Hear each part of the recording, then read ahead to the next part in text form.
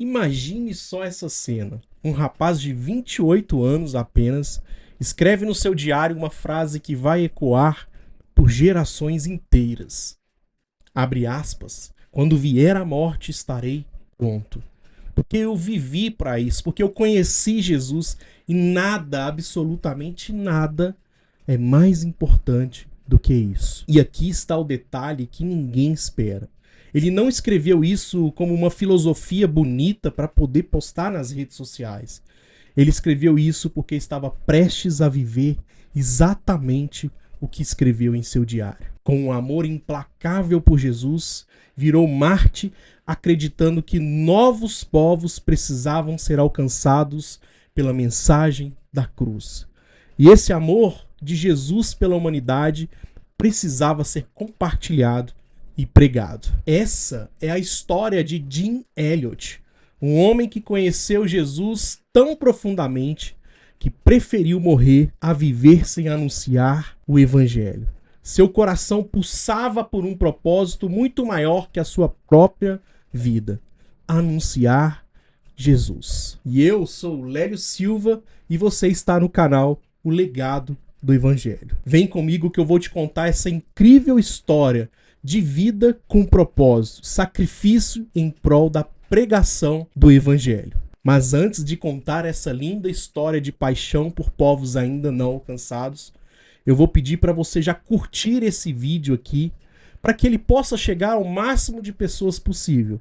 E você que ainda não segue nosso canal, clique aqui embaixo no botão inscrever. Jim Elliot nasceu em 1927 em Portland, no Oregon. Mas desde pequeno havia algo diferente nele, algo que seus pais perceberam logo cedo.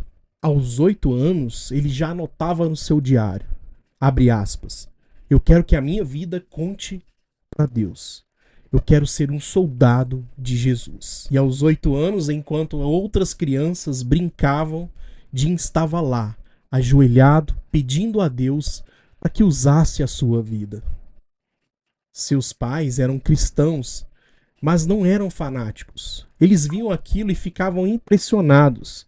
Havia uma seriedade naquele menino que não era natural para aquela idade.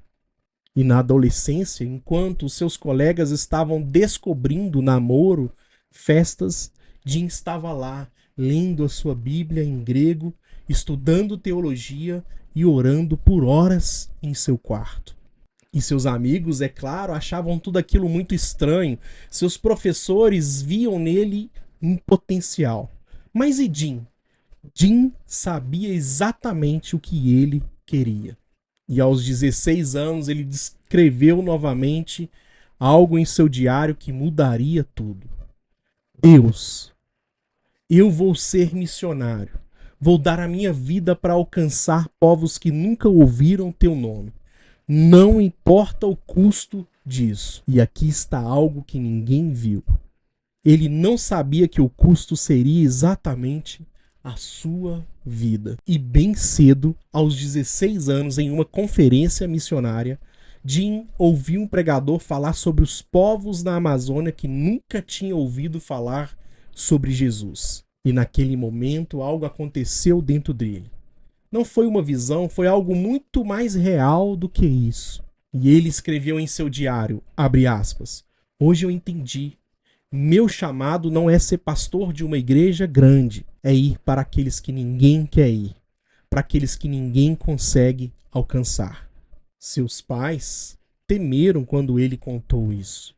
Jim, você é inteligente demais. Você pode ser médico, advogado, qualquer coisa que você queira. Mas Jim respondeu algo aos seus pais que eles nunca esqueceram.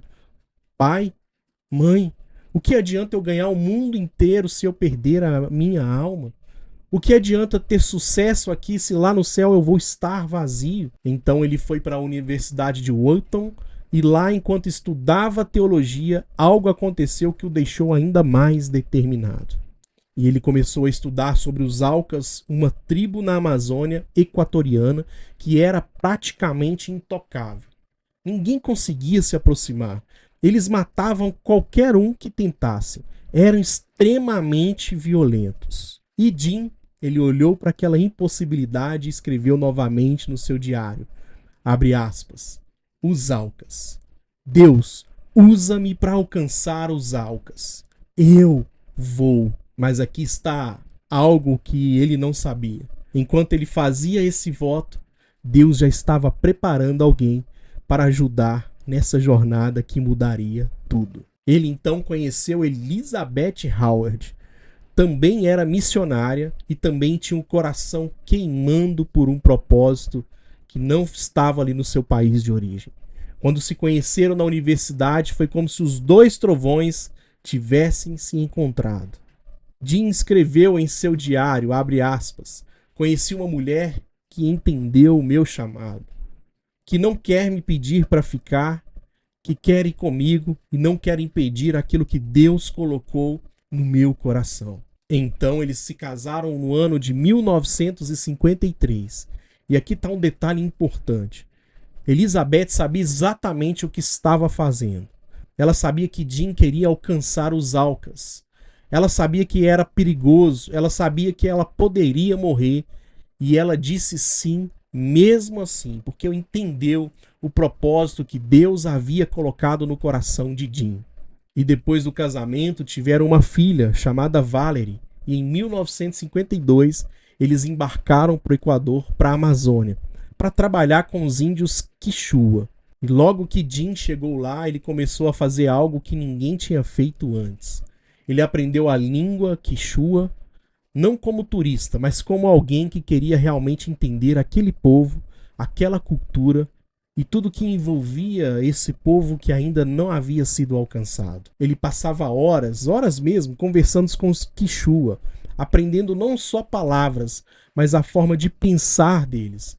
E enquanto ele fazia isso, ele começou a ouvir histórias sobre os Aucas. Histórias que eram aterrorizantes, histórias de pessoas que foram mortas, de ataques brutais. Eles eram extremamente violentos e esses relatos pareciam cada vez piores. Mas Jean não tinha medo. Ele escreveu no seu diário no ano de 1954. Abre aspas. Os Aucas matam porque eles têm medo, porque ninguém nunca chegou perto deles com paz e com o amor de Cristo. Eu vou ser o primeiro. Eu vou mostrar que eu não venho para conquistar, mas para amar. E então, em 1955, algo aconteceu que fez tudo mudar de velocidade. Jean conseguiu fazer contato com os Aucas. Não foi fácil. Levou meses de paciência extrema e muita resiliência. Ele e seus companheiros, Ed McCully, Peter Flaming, Nate Saint e Roger Yildirim, começaram a deixar presente para os Aucas, ferramentas, roupas, coisas que eles pudessem usar. E usavam muitas vezes aviões jogando de cima do avião com paraquedas para poder jogar naquela tribo. E milagrosamente os Aucas começaram a responder. Começaram a deixar também presentes para eles.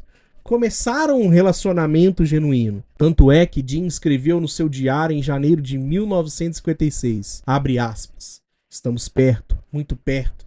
Os Aucas estão respondendo. Finalmente vamos conseguir fazer contato. Mas aqui está algo que ninguém esperava. Jean sabia que era perigoso. E ele também não era ingênuo. E ele escreveu no seu diário, pode ser que não voltemos.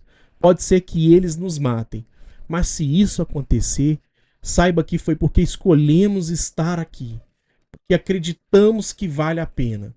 Nós acreditamos que vale a pena pregar o amor genuíno de Jesus a todos os povos. Planejaram tudo com precisão militar, cada movimento, cada palavra, cada gesto. E no dia 8 de janeiro de 1956, Jean escreveu a última entrada no seu diário, abre aspas, quando vier a morte, eu estarei pronto, porque vivi para isso, porque eu conheci Jesus. E nada, absolutamente nada, é mais importante do que isso. E então veio o dia que mudaria tudo. Em 28 de janeiro de 1956, Jean Elliott e seus 4 companheiros foram assassinados pelos Aucas. Quando a notícia chegou ao mundo, foi como um terremoto. 5 missionários mortos, sacrificados por uma tribo na Amazônia Equatorial. Mas aqui está o milagre que ninguém esperava. Elizabeth não desistiu. Ela entendeu fielmente aquilo que Deus havia chamado Jim para poder fazer. E ela continuou ali na Amazônia, mesmo depois de tanto sofrimento, com a perda do seu marido. Continuou trabalhando com os Quechua. E então algo impossível aconteceu. Alguns dos Aucas que mataram Jim, sim, os mesmos que mataram ele, começaram a se aproximar. Começaram a ouvir o evangelho, começaram a se converter. A convocação de Jim e seus amigos de pregar o evangelho aos nativos, enfim, estava dando frutos. Provavelmente viram nessa convicção de Jim um amor que somente Jesus pode explicar. Morreram por amar a Jesus, morreram por cumprir um propósito, morreram e entregaram as suas vidas como sacrifício que depois abriria uma porta do Evangelho. Os diários de Jim, depois disso, foram publicados, suas cartas foram compartilhadas e gerações inteiras de missionários leram aquelas palavras e pensavam: se ele conseguiu viver isso, eu também consigo. Foi uma inspiração para os missionários modernos. E hoje, há mais de 60 anos depois, há igrejas Aucas, há pastores Aucas, há uma comunidade cristã vibrante naquele lugar que era impossível. Porque um homem entendeu um chamado, entendeu uma visão, entendeu aquilo que Deus tinha para ele como propósito: pregar o evangelho aos Aucas. Tudo porque um rapaz de 28 anos entendeu uma verdade simples. Não é tolo quem abre mão do que não pode reter para ganhar o que não pode perder. Jim Elliot morreu, mas e o seu legado? Seu legado continua extremamente vivo, continua transformando, continua salvando vidas, continua inspirando missionários. Sacrificou a sua vida, pois entendeu seu propósito muito cedo.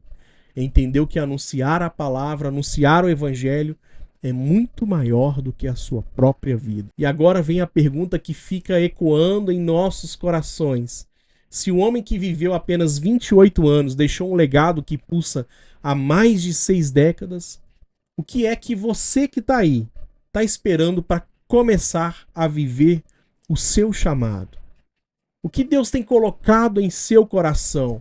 Ou o que Deus tem falado para você que tem um chamado missionário? Qual povo Deus confiou para que você pudesse anunciar o evangelho? E eu vou pedir, escreve aqui nos comentários o que tem pulsado e o que tem cada vez mais queimado o seu coração. Essa é a história de Jim Elliot. E eu espero que te inspire, porque ele deixou para nós um legado que propósito alinhado com Deus precisa ser cumprido.